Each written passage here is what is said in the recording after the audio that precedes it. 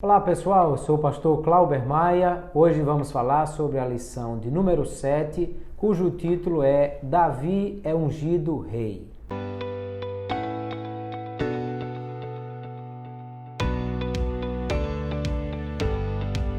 É importante nós observarmos o que é a unção no contexto do Antigo Testamento.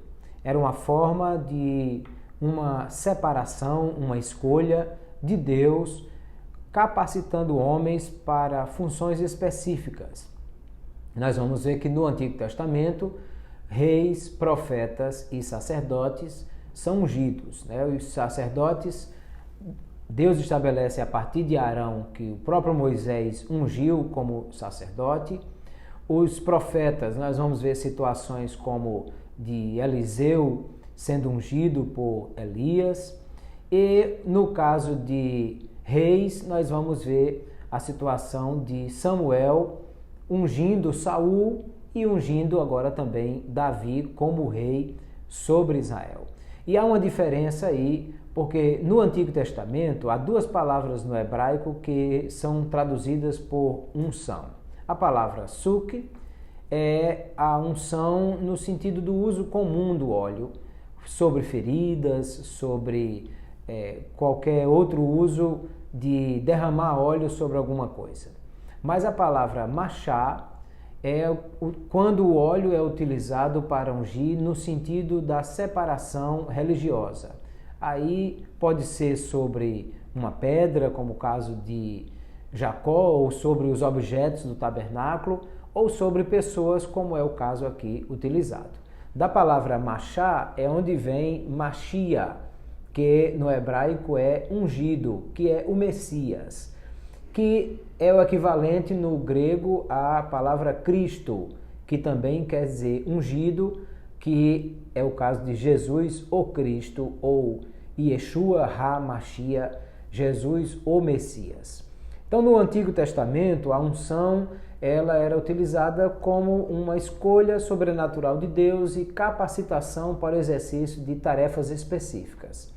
No Novo Testamento, a unção aparece de forma diferente. Existe a unção com óleo para fins terapêuticos ou de cura, ou até mesmo a oração, como Tiago estabelece, e a unção com óleo. Mas no caso, a unção para fins religiosos não existe mais no Antigo Testamento. A unção no Antigo Testamento representa outra coisa, e nós vamos ver, por exemplo, a primeira epístola de João, capítulo 2, verso 20 e verso 27, vai falar sobre a unção, e ele diz assim: vós tendes a unção do santo e sabeis tudo. E a unção que vocês receberam, ela vos ensina todas as coisas. É uma referência àquilo que Jesus diz e que o apóstolo João registra no seu Evangelho, capítulo 14, dizendo que ele nos dará o Espírito Santo, que nos ensinará todas as coisas. Então percebemos que no Novo Testamento a unção é uma referência à presença e à atuação do Espírito Santo na vida do crente. Atos capítulo 10, verso 38, o apóstolo Pedro diz que Deus ungiu a Jesus de Nazaré com o Espírito Santo e com virtude ou com poder. Também nós vamos ver o apóstolo Paulo escrevendo aos Coríntios, dizendo que aquele que nos ungiu é Deus e que também nos deu o penhor e o selo do Espírito Santo. Então, selo, penhor e unção são três coisas aí que estão associadas à presença e à atuação do Espírito Santo na vida do crente. Mas no Antigo Testamento, a unção era utilizada para esse fim. E nós vamos ver o capítulo 16 do livro de Samuel, 1 Samuel, que Deus vai dizer a Samuel que ele não deve mais ter pena, nem orar, nem chorar por Saul, mas que ele já escolheu outro e que ele deve ir até a cidade de Belém para escolher o novo rei. Samuel se preocupa porque percebe que pode haver um problema aí. Se ele for lá, Saul ficar sabendo, vai mandar matá-lo. E aí Deus lhe dá a estratégia: leve um animal e chegando lá diga que vai para oferecer um sacrifício. Ele era um homem que fazia isso constantemente, porque oferecia sacrifícios, então não haveria nenhum problema. De fato, a cidade de Belém é uma cidade bem pequena, E quando ele chega à porta da cidade, os homens da cidade e as autoridades já saem com o que será que o profeta veio fazer aqui? Será que veio trazer uma palavra de juízo de Deus para nós? E ele diz, não se preocupe, eu vim só aqui oferecer um sacrifício, e vai até a casa de Jessé. E na casa de Jessé, ele revela o propósito e diz que vai ungir um rei sobre Israel. O primeiro que aparece é Eliabe. Nós vamos ver que Eliabe é um modelo muito próximo ao de Saul. Saul sobressaía todos os homens do ombro para cima, ou seja, era um homem grande, era um homem alto.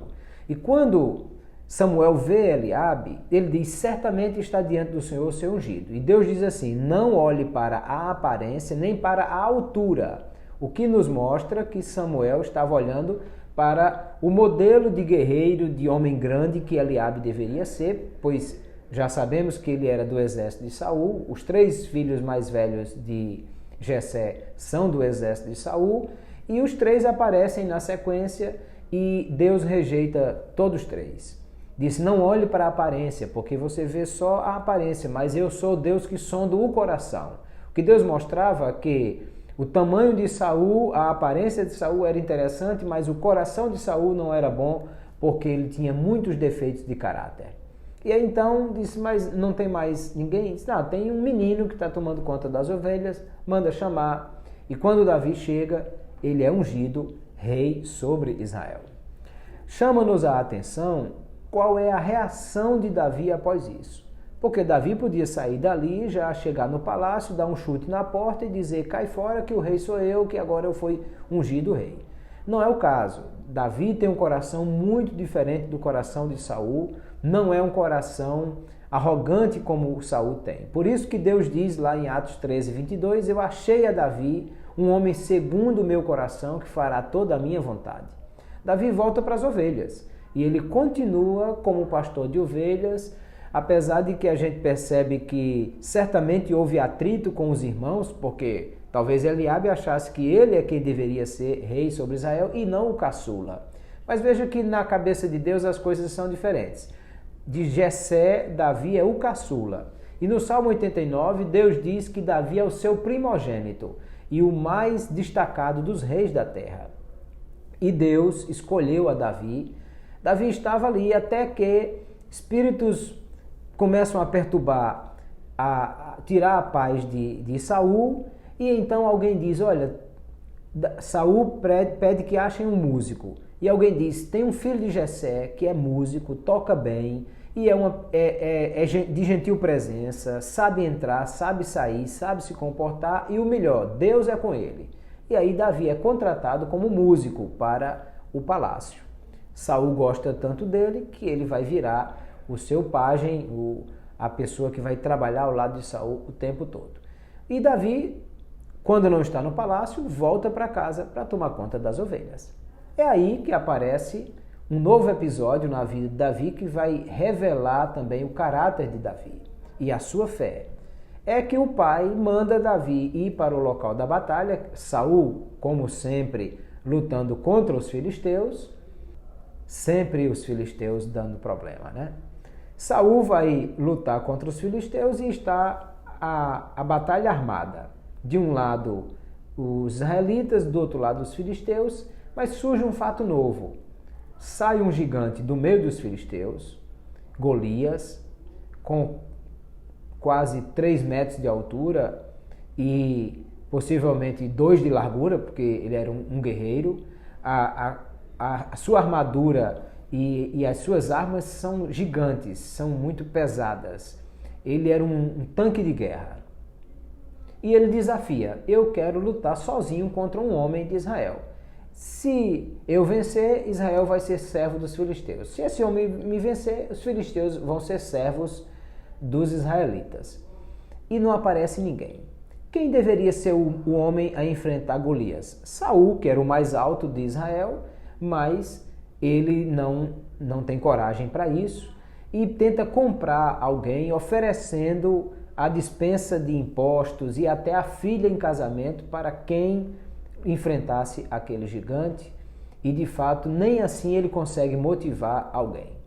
Davi é enviado para o local da batalha para levar queijo para o capitão, os pães para os seus irmãos e trazer notícias de guerra.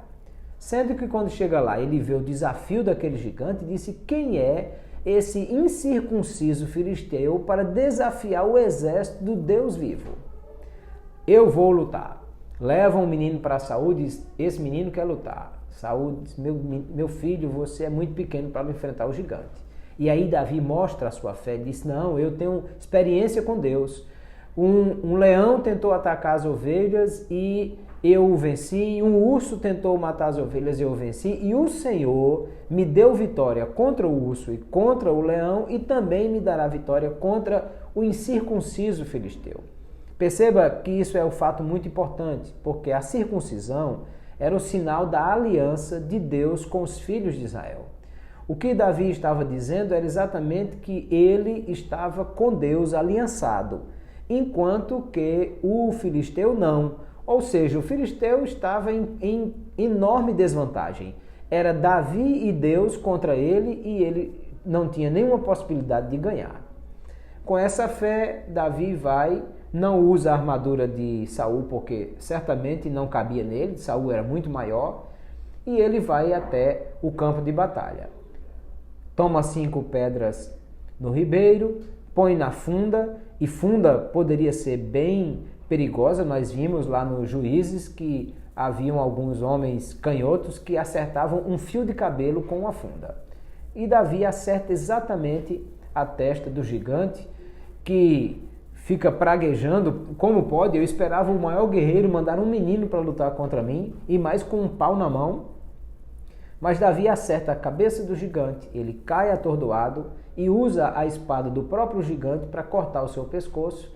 E aí os filisteus não cumprem o que eles disseram. Eles disseram que iam ser servos de Israel, mas na verdade eles fogem da batalha e os israelitas vão ao seu encontro e matam muitos deles.